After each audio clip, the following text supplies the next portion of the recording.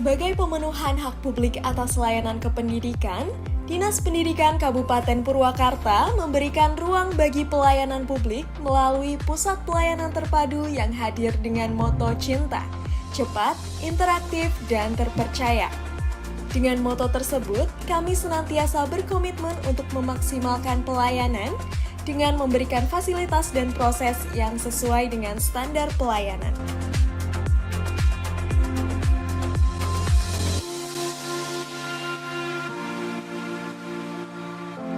Bapak dan Ibu, pagi ini alhamdulillah kita bisa mengikuti acara pagi. Tentunya selain kita mengevaluasi kerja kita di minggu kemarin, saya juga akan menyampaikan beberapa agenda. Hari ini, Bapak dan Ibu, untuk anak-anak SD akan dilakukan, semua sekolah ya akan dilakukan uji asesmen nasional. ANBK. Kemudian Bapak dan Ibu, kemarin terus terang kita semua agenda besar kita dari seluruh pendaftar P3K di Kabupaten Purwakarta yang berjumlah mungkin semuanya mendaftar, jumlah honorer kita ada 1.800 lebih, mungkin semua mendaftar. Alhamdulillah sudah dilakukan verifikasi di BKPSDM bersama dengan tim Pansel. Mudah-mudahan semuanya bisa ikut seleksi. Seleksinya nanti tidak dilakukan di Purwakarta. Ada beberapa tempat yang menjadi titik, satu di Bandung, dua di Karawang. Nah, ini harus dipersiapkan dan diinformasikan bahwa teman-teman kita yang P3K yang sudah lulus daftar baik dari jalur khusus maupun dari jalur umum, mudah-mudahan bisa semuanya mengikuti itu. Ya, pada akhirnya nanti akan menempati kuota yang 1.000. Namun demikian, dalam perjalanan pendaftaran, kalau sampai hari ini masih ada yang misalnya tidak bisa mengikuti sesuai dengan formasi, maka ada kesempatan yang kemarin sampai dengan tanggal 9 di jalur umumkan, ya. Dan untuk yang 7 orang yang untuk teknisi dan 20 orang untuk disabel, ini memang kalau ada disabel yang melamar alhamdulillah, kalau tidak ada berarti kita dikurangi yang itu, ya. Salah satunya ada saya lihat di Purwosari, mudah-mudahan itu juga termasuk. Ada satu orang juga yang sudah melamar full tapi sudah almarhum, ya, karena dia mendahului kita. Nah, kemudian untuk agenda berikutnya, untuk bidang pendas, terutama sekali dengan berbagai macam informasi yang masuk ke kita, khususnya untuk bidang pendas yang menangani tentang kelembagaan, Pak Amel dan Pak Kabid. Pendas ini perlu sekali ketelitian. Bab apa? Banyak sekali yang masuk ke kami, informasi dari pihak luar bahwa masih ada saja sekolah yang sering tidak mengindahkan aturan-aturan yang ada. Kemudian ini sudah triwulan ketiga artinya seluruh kegiatan yang ada di dinas, yang ada di bidang-bidang masing-masing, tolong koreksi. Bulan Oktober itu yang sifatnya kontrak dari tingkat ketiga tanggal 20 harus sudah selesai semua. Dan laporan sampai dengan tahap ketiga itu akan dilaporkan semuanya dan diperiksa oleh inspektorat sejauh mana sudah realisasinya, perkembangan kemajuan untuk misalnya untuk di bidang sarkas itu sudah sampai mana, berikut dengan SPG-nya.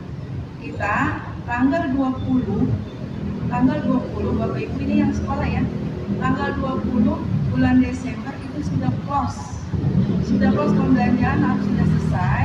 Yang sifatnya dengan pihak ketiga, yang sifatnya belanjanya dengan simpan, selain belanja pegawai itu harus sudah semuanya selesai dan dilaporkan. Karena apa? Karena di pusat marketplace-nya sudah ditutup tanggal 20. Pusat sudah menghitung berapa total seluruh anggaran dari sekitar 129 miliar yang masuk ke marketplace pusat, sudah dihitung dan dan sudah tidak boleh ada pembelanjaan. Awas jangan seperti tahun lalu ada indikasi bahwa menunda pembayaran ketika siplahnya macet, sengaja membelanjakannya di ujung sehingga tidak disiplahkan. Ini menjadi analisa pusat bahwa di des kita ada sekian miliar yang tidak dibelanjakan untuk siplah. Karena siplah itu bagian dari episode Merdeka Belajar, belanja aman dengan siplah. Kalau sudah dengan siplah, alhamdulillah mudah-mudahan semuanya sudah terjamin, baik kontraknya, ya, BAST-nya, kemudian dokumen-dokumen yang lainnya Bapak Ibu tidak perlu susah-susah. Nah, usahakan belanja-belanja yang sifatnya pengadaan barang itu di awal bulan Desember tanggal 10 harus sudah selesai karena takut trafficnya macet. Begitu juga kegiatan-kegiatan lain. Jangan di akhir-akhir, di ujung-ujung. Misalnya gini, kan Ordapodip tanggal 31. Seminggu sebelum tanggal 31 itu macetnya luar biasa. Jangan sampai begitu, kan sudah diberitahu. Kami itu memberitahu itu bukan di akhir, tapi dari awal 2 bulan sebelumnya terus, tapi kadang-kadang tidak didengar oleh sekolah. Mohon ya Bapak Ibu para kepala sekolah yang hadir di sini untuk tidak mempersulit kami.